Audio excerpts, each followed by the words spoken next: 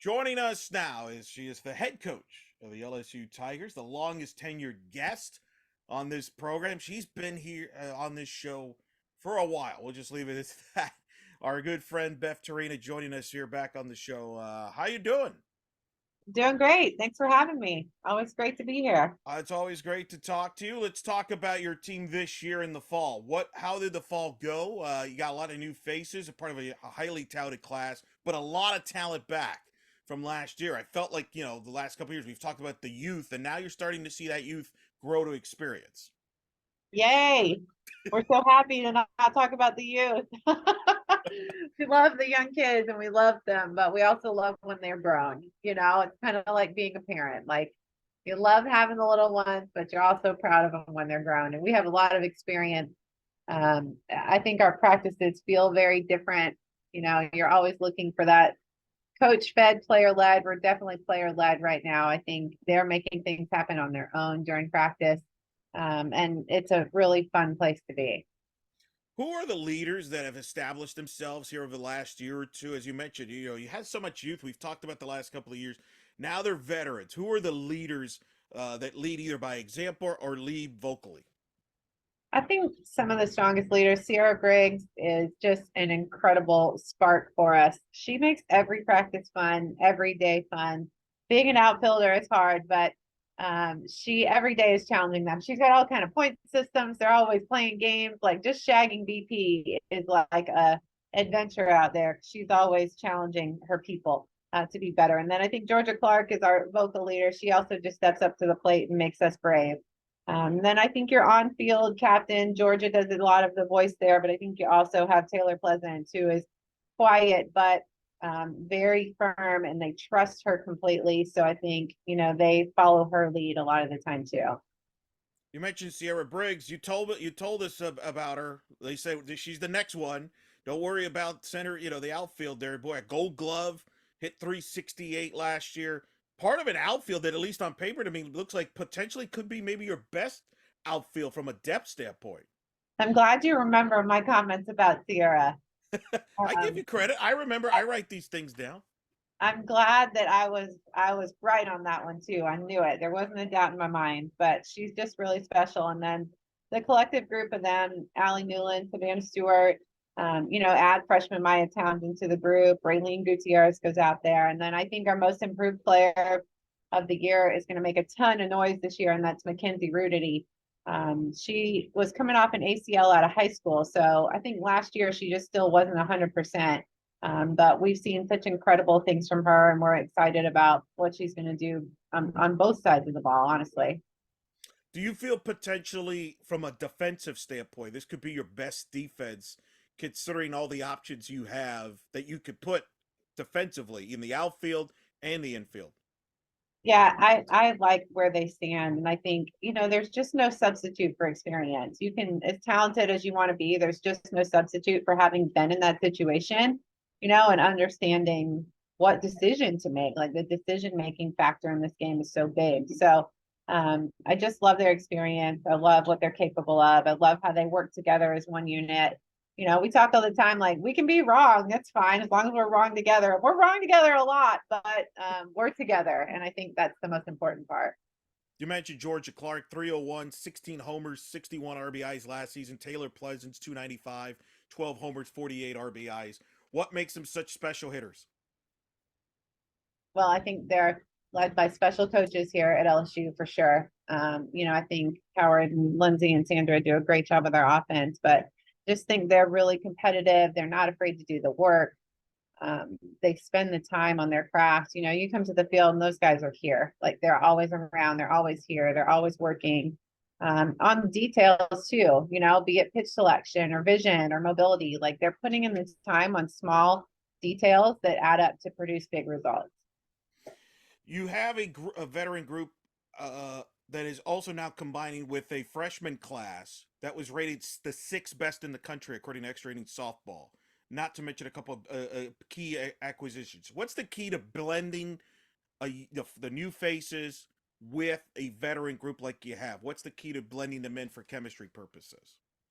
Well, I'm saying I don't want to talk about young ones, but when you have these young ones, you want to talk about them because they're really, really special. I think they have jumped in and just been great additions. I think they're good teammates, and that's the key, you know. But we've got some really special players in the group, especially if you talk about pitching and catching. You know, we've got some really special people in this group that I think you're going to see them right away. I think they're going to have an impact. And to me, that says a lot when you have the experience that we have all over the field. You mentioned the pitching. Allie Kelponen returns as a grad student there. Talk about her in leading your pitching staff. Yeah, the season she put together last year was really special. Was just a great leader for us, and it still feels that way now. You know, when she takes them out, even in a scrimmage, the energy changes for our team. I think they were just confident in her, they believe in her. She's been a great teammate the whole way too. She pulls for them. She's everybody's. We call her the hype man. She's everybody's biggest fan all the time. It's fun having somebody like that leading your pitching staff, and I'm excited about another season with her at the helm of the group. You don't have Shelby Sinceri, who, of course, is now a coach. She's now the pitching coach, McNeese, because, you know, every player, it seems like every player you coach ends up being a coach somewhere. We'll get to that later. So, talk about the rest of the staff. And, you know, you don't replace a Shelby Sinceri, but it creates an opportunity for others. Yeah, you definitely don't replace Shelby Kingsbury and what she did here.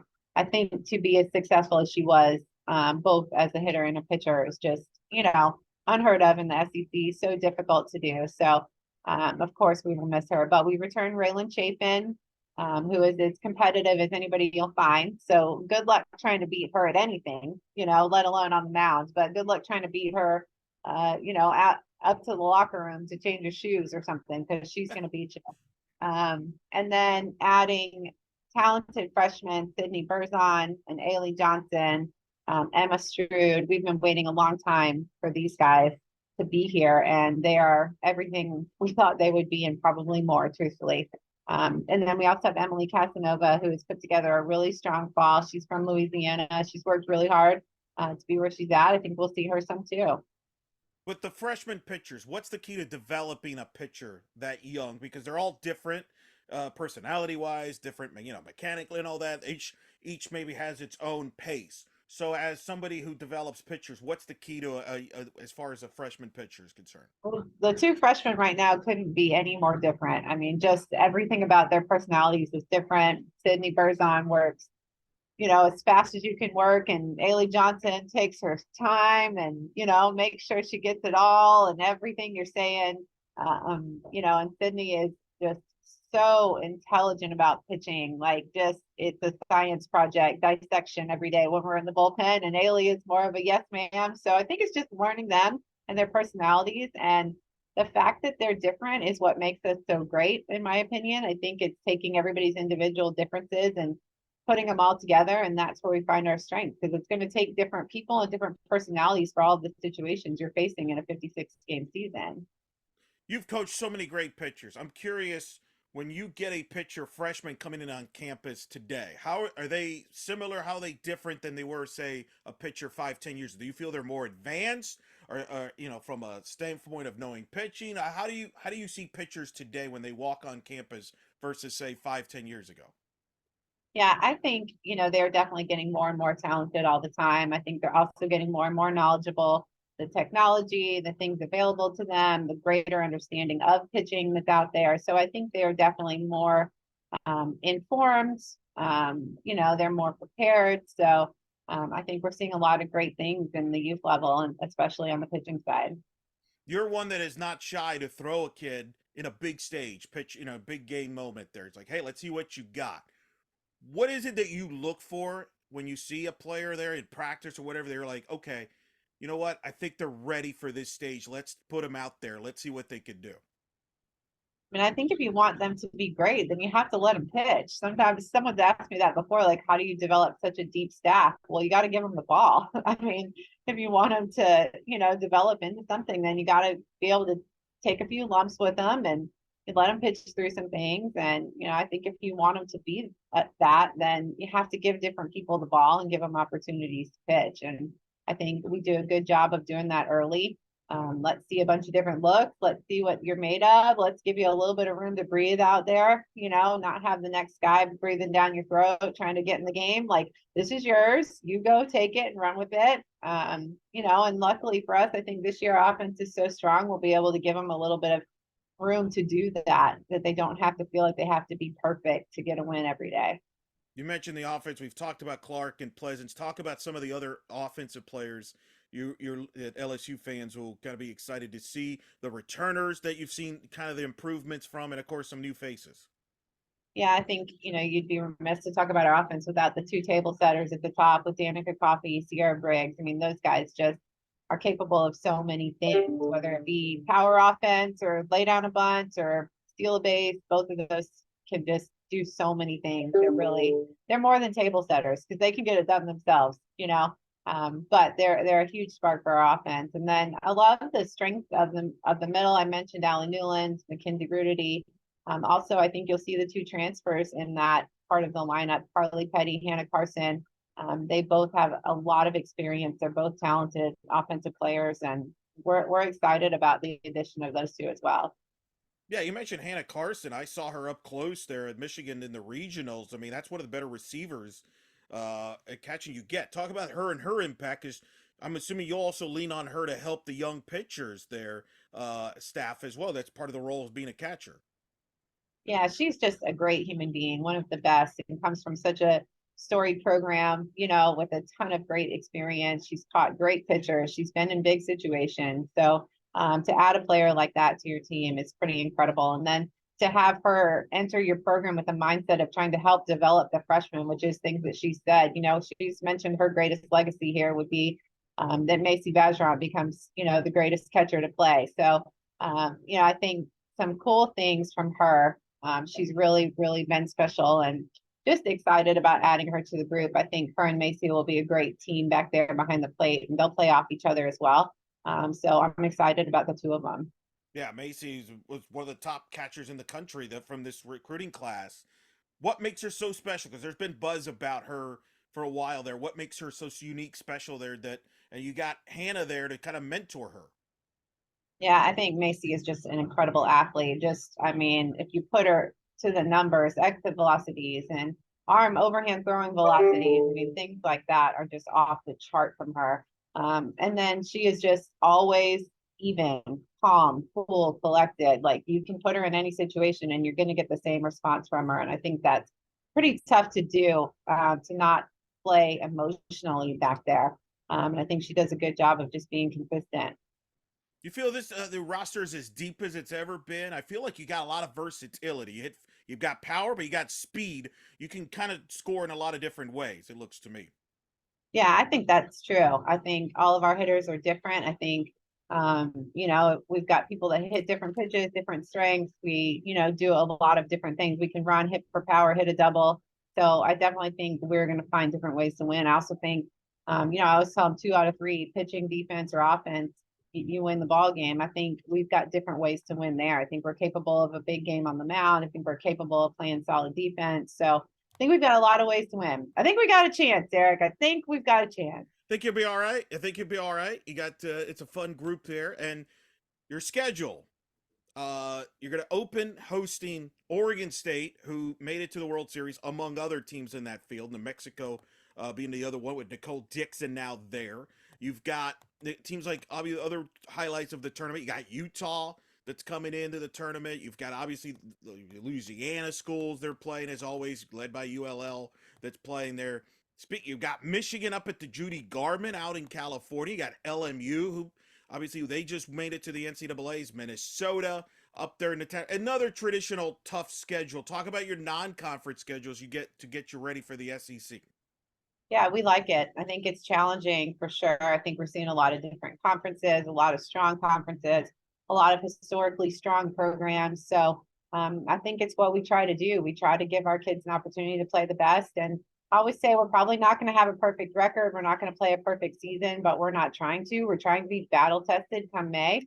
We're trying to have been through it. We're trying to have seen all the different things we could see. So when it comes to May, we're ready to compete against whatever we get. Yeah, I think one that LSU fan, a lot of softball fans have circled too, is Tuesday, April 11th. Oklahoma comes to town. That will be a conference game down the road, but for now it's a non-conference game. How did that matchup come about to get them to come for a rare midweek, which I'm sure is going to be an electric atmosphere there at Tiger Park? Yeah, that was Patty. She was interested in coming down, and they've been down before, and I think they had a good trip. I mean, who wouldn't want to come to Baton Rouge, have some Cajun food, feel that Louisiana hospitality? Come on, it's the place to be. Of course, she wants to come. What's the place you recommend to coaches? What's the place you recommend to eat in Oh, when you come to Baton Rouge? man, there's so many good ones. I don't like that question because there's just too many places. So, and you got to check out Walk-Ons. It's right on campus, and Ooh, China's on the other side of campus. But I mean, I'd have to write a list here. I need a little scroll when I get that so I could be like, hey, check out all these places. yeah, I think the last time when I was there in Baton Rouge, walk on, I was definitely taken to that one. That's a good one. That's a good one. Yes, That's a that's a good. fan favorite for sure. That's the definitely the fan favorite there, for sure. Let's talk about obviously some things in the sport that is kind of big, important. I want to start with instant replay. The SEC has been in the forefront of this. Now everybody else is starting to catch up as far as using it for the regular season and the postseason and everything. Now you've been a veteran of using it. What's your thoughts on instant replay now that it's kind of engrenched in the sport? I'm like the person that's the traditionalist that doesn't want to like make anything different. And then we do it. And I'm like, oh my gosh, this is the best thing we've ever done. So it's awesome for so many reasons. I just think it's hard to be an umpire. I think it's tough. I tell them all the time, I do not want your job. Like I do not want all these people out here screaming at me, having to make decisions, like that. So I think they want to get it right. I mean, that's their whole goal, right? They're not prideful. They want to get it right. So let's get it right for the women. I mean, we have some of the most talented athletes in the country on these fields, all over. Let's get it right for them. Everybody wants that. The umpires want that. The coaches want that. The players have worked hard for that. So I think it is awesome. This fall, past fall, women's volleyball and women's soccer experimented with seeding 32 teams for the NCAA tournament. It's an experimental stage. We'll see how it goes with getting feedback. The whole goal is to create more balance in the brackets, maybe not as much regional quote unquote matchups, maybe more of a even playing field. For example, LSU volleyball got sent out west to Stanford. I know women's soccer for LSU got sent to FSU.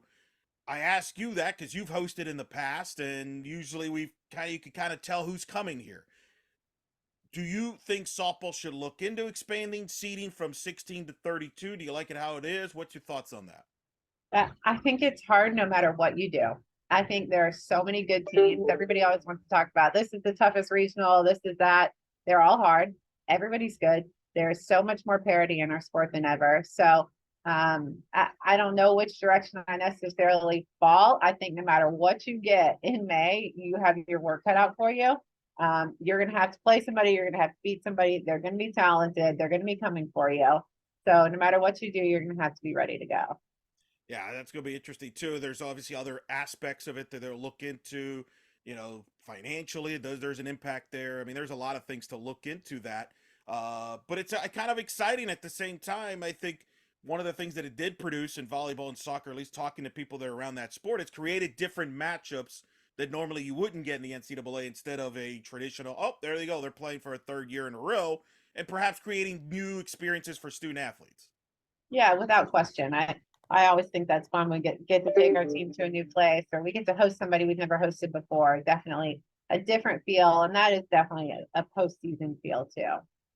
Now, the also recently the volunteer coach position it's been passed where now teams starting in July, that becomes a full time position. So that'll be an option for schools. I thought of you because I thought of how many different people you've had on your staff, volunteer wise, grad managers, that you could have kept if this would have passed years ago. Now, I'm going to read some names here, and by the way, I'm going to apologize in advance if I'm missing somebody. It's a podcast; we can't go forever. This is your coaching tree here. You got Riker Chasen, who's obviously the assistant at Ole Miss, who was on your staff as a manager. Victoria Haywood, who's an assistant at San Diego State. Kristen Sandberg, who's at Hofstra. Aaliyah Andrews, who's now, I believe, at Southern. Savannah Jaquish, who's back in coaching at Colorado State. Lance McMahon, who's now at Alabama in your conference, because that's the other thing. We'll get Bianca Bell is at Pitt. Kara Dill, who we've had on this show, is the head coach now at UT Arlington. Sharonda McDonald's the new head coach at Michigan State. Allie Walljasper, who I'm going to see when they come open the season in Orlando, she's the pitching coach at Boise. Paige Cassidy's at Texas Tech for Coach Snyder. Aaron Dixon, UNC Wilmington over there. You got Monique White, who's at Hampton. She was your player at FIU, and of course I mentioned Shelby Sinceri earlier, who's at McNeese now as the pitching coach. If I left somebody out, I apologize again in advance. That being said, that's a good coaching tree you've developed there. So what's your thoughts on this full-time position now for the Volunteer? Well, you forgot Amanda Doyle, who's the coach of the 10 and under Mudbugs here in Louisiana, with both Taryn and Tatum Torina on the team. Oh, that's So the most important position right there. Please add her to the tree there.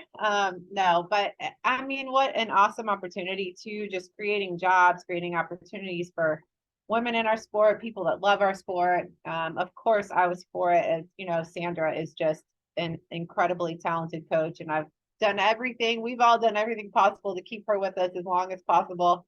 I told her if she goes out of here, I'm going to be hanging on her ankle. She's going to be dragging me out with her. So the fact that we get to just, honor the work that she's done, right? She's put in so much work. All of these volunteer coaches have so much work, so much time. They just, I think, have earned this opportunity to be paid. And it's more than, to me, too, just being paid. It's about being able to have opportunities like Go Recruit, have health insurance and benefits, and all of the things that come with this being a full-time position. This is one that I call myself the traditionalist and others. I've been for this one though, 100%, 110% the whole way. Yeah, this has been talked about for a while and it's been long overdue.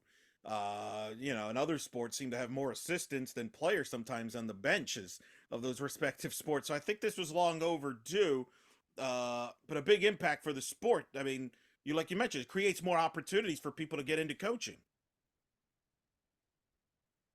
I think too, in the game where we're trying to know our players well, we're trying to not just help them grow as athletes, but worry about them as people and their mental health and all of the things that are on their plate. I think the more voices and the more support we can have around them, we will know them better just by having another set of ears and eyes being present every day around too, right? I think that's so important too, is just to give them the support that they need, the support that they deserve, and give them every opportunity to be successful in their sport.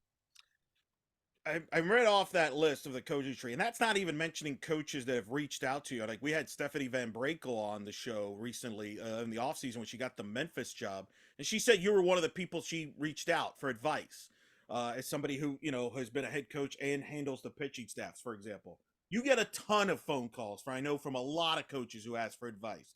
What is that like to be one of those people that people reach out to for advice and input in this profession? It's definitely my comedy. I'm really just funny, No, I'm just kidding. I'm not funny at all, actually. But I think it's a two-way street. I think I've been the person calling them too. I don't think, Steph has only called me. I think I've called Steph and said, what do I do here? I have this kid doing this. And I remember when you were striking them all out with that drop ball, help me create one of those too. So I think it's a two-way street. I think our sport is awesome that everybody is so willing to support each other and help each other. I think we're all in it to help everyone make these athletes the best they can. And I think that's what's so cool about softball. What's the advice you give somebody like a Kara Dill who's the first-time head coach? What's the big advice you would give somebody that's a first-time head coach?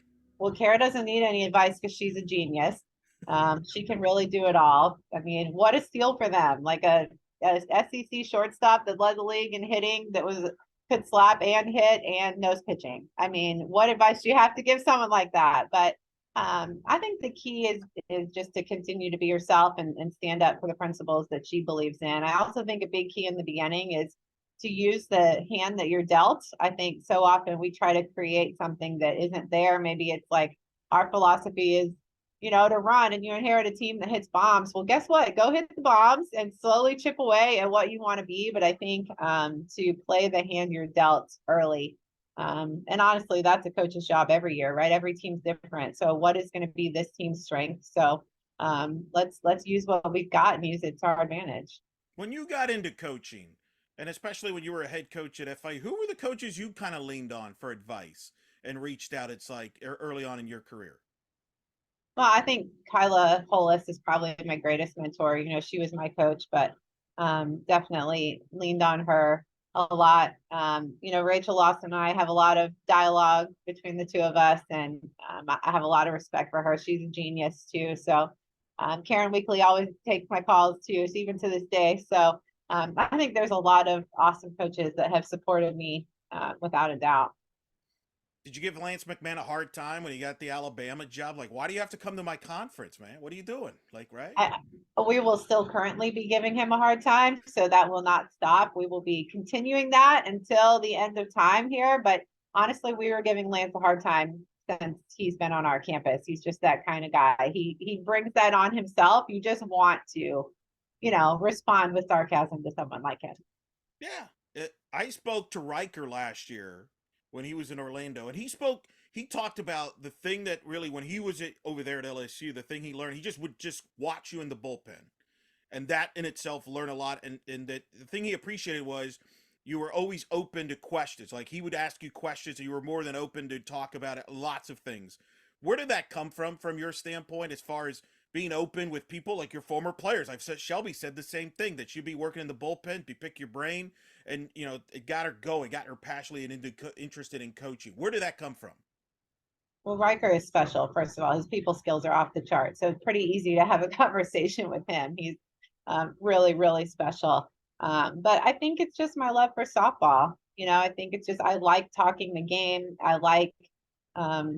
I guess my staff would probably tell you too. I'm not afraid of a argument or a debate. I think it's fun. So I like talking the game. I like hearing different opinions. I may not go with them, but I do enjoy hearing different thoughts and different ways to, keep growing it. And that can come from anywhere. We've had some incredibly talented people hanging out in this program. I mean, look what they're capable of. So I think you can learn from anyone. And I think that's the big key, is that we're listening more than we're talking, and we're trying to learn from everybody that crosses our path.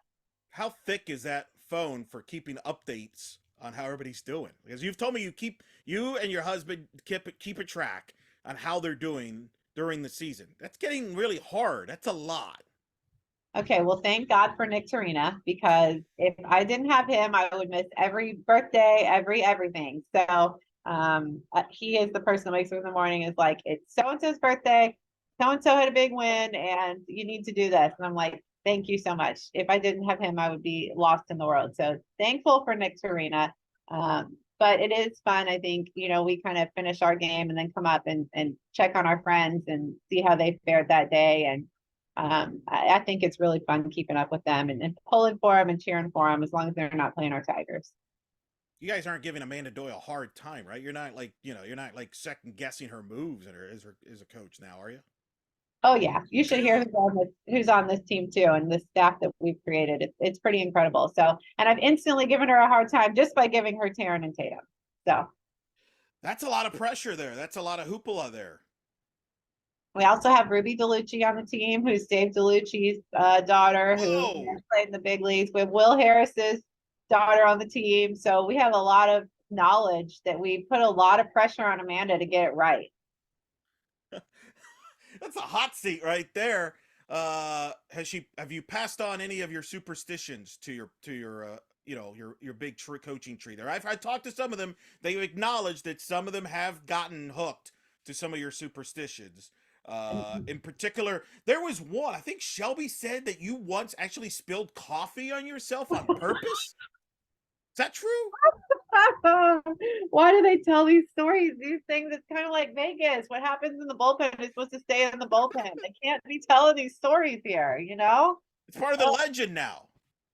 I guess so. You know what? I will say though, as superstitious as I am, Sierra Briggs, she's got me beat all day, every day. Really? Oh, she is really up there on the superstition. Wow. So you guys hit it off right then, right? Like that's a instant on the same page and get each other. Yes, we get along well. Our team sometimes looks at her like she's a little bit, crazy, but I totally get her. So we're in great shape, and I protect her superstitions at all costs. I feel like that's why you and I get along very well, because I'm as superstitious as the next person. So I will defend you on any superstition you got. That's the key to success. I mean, that's why we've known each other over a decade now. Well, you know what they say, control what you can control. I can't actually control what's happening in the field, but I can control what jacket I'm wearing, what's in the pocket, what I had for lunch. I can control those things. That's the other one I've heard. That's the other one that you will wear a jacket no matter what the weather is if it's going well. Which is I I will. that's me. That's me. That's my number one. That's my number one. Like I will wear the same polo if it's going well. From a broadcast standpoint, if I'm feeling really like, oh, okay, this is where I have a lucky sweater that I will wear and people look at me weird when it's 80 degrees. So that's the one I can relate to. Yeah, I'm gonna look out for that. I'm gonna look out for that with you now. So when I see you, I can. So if you see me on social media, you're like, wow, he's wearing that sweater the same. Yeah, that's the one. Well, same for me. Same for me. I'll let you try to figure out what's my lucky item of the year. So what jacket works for us this year? I'm sure it will be obvious. Your kids haven't developed the superstition yet, have they? I don't think so. I Okay, don't too think young. so. They're Well, too young. actually, our middle child is a gymnast and she does need her hair. She does think she wins a meet because of a certain bun or braids that she has in her hair. So a little bit. She's working her way there. I've still got time. They're only 9, and 7. So I've got time to chip away at this before. Ooh, it's good. It's good. Mhm. How do you, when you're obviously you're a mom, you're a mom with the kids. How do you differentiate? Does Coach Torina ever appear when your kids? How do you avoid like coaching them, quote unquote? But on the other hand, like, oh, I can show you this or that. But on the other hand, you're like, I kind of just want to be a mom. How do you balance that out? Yeah, it's tough. I do think I show up as coach a lot. And it's tough. But I think too, like the lessons they're learning around here from all of us, from the players, from the other rest of the staff, and the people that are loving on them are just so, so valuable. They lost the softball game last year and they were having the post game meeting and Taryn raises her hand and says, "It's okay, guys, if we lose. As long as we're learning in a loss, we're going to be okay." This is out of the mouth of an 8-year-old. So Wow. she's obviously listening when we're talking. And they obviously have more wisdom than we understand. So it's fun having them around the program for sure. That sounds like a future coach right there. You might be developing there. I think she might be. I really do. Is that something? Have you thought about that? Like, am I going to encourage him to get into coaching? Do you not? Like, how do you handle that as a parent? Because everybody's different. Some don't want to like, hey, don't I'm going to let you do what you want to do, but then others like, no, I mean, they're around the sport the whole time, so they're gonna as they grow older, they're probably gonna come to they're probably gonna ask you about, hey, I'm interested in this. I'm going to say the cliche answer, but I mean it from the bottom of my heart. I'm going to encourage them to be what they want to be. And whatever path they want to take, I'm going to support it wholeheartedly. So, right now I'm sitting in a gym meet, not understanding a thing, but I am cheering and pulling for pointed toes and all the things. What's it like when you watch them participate in another sport, like or like I said, like gym and all that? What's it like when you're sitting in the stands? The other sport is much easier than this when they're in softball. In softball, it is hard to watch, because you want them to do so many things. The other sport we don't know anything about is awesome. You just get to sit there and cheer for them. So you're a little more laid back. Okay, okay, I get, figured it out. But if it's softball, you're kind of like in your head's like, do this, do that, right? It's like you can't help yourself. You just wish they could know everything right away. You feel the same way with the freshmen when they come on campus. Like, I just need you to have everything in my brain already in your brain. If I could just plug in a cord, but you just want them to know what you know. True. Just gotta let it takes time. Takes time there. They grow older. They're going too fast. By the way, that's too fast. The No years question. there. Last thing before we let you go. What's the keys for this team as the season goes on? What's the keys that you think? All right, if we do blank, we will be successful and accomplish our goals. I think the key is if we can continue to stay strong as a team. I think our team chemistry is really good. I think that if we're able to stay together through hard times and all those things, I think it's having somebody that's able to come and battle when we need to battle, somebody that's going to make us calm when we need to calm. But our Brian King calls it out teaming the other team, and I think that's a big key for us is that we have to out team them because we have all the things that it takes. I truly believe we can play defense, we can pitch, we can swing it.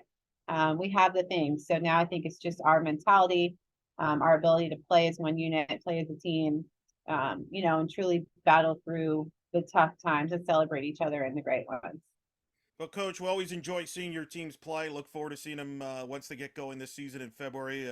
As always, you've been awesome to the show since they won 8 appearances for you now. Eight Wow. appearances. Eight. Yeah. Long Wow. time.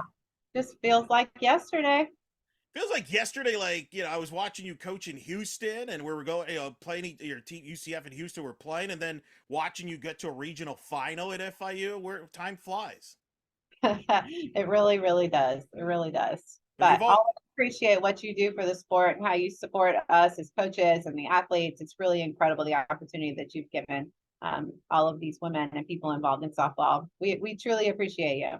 Well, we appreciate you too. You've always been so kind to the show and to me as well. And thanks for always coming on. I know it's busy. You got a lot of hats you wear, but you've always made time. And for that, always appreciative, Coach. You're always one of our favorites. Thanks for coming on as always. You got it. Thanks for having me.